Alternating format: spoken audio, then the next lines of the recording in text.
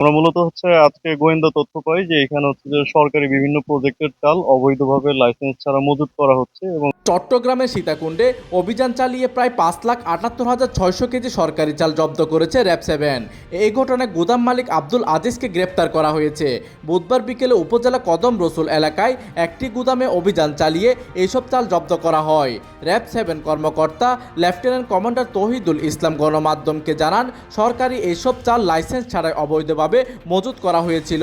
এছাড়া বাজারজাত করার উদ্দেশ্যে চালগুলোতে বিভিন্ন মোড়ক লাগানো হচ্ছিল বলেও অভিযোগ রয়েছে।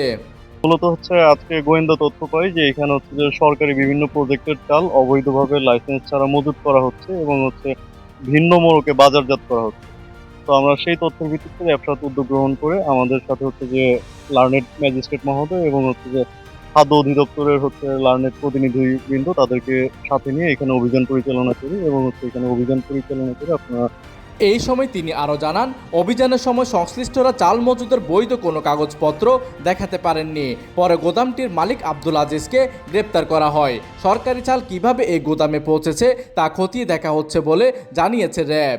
একই সঙ্গে এই ধরনের অবৈধ মজুত ও কারসাজির বিরুদ্ধে অভিযান অব্যাহত থাকবে বলেও জানান তিনি। প্রতিনিধির তথ্য ও পাঠানো চিত্রে ডেস্ক নিউজ, দিগন্তের বার্তা 24, চট্টগ্রাম।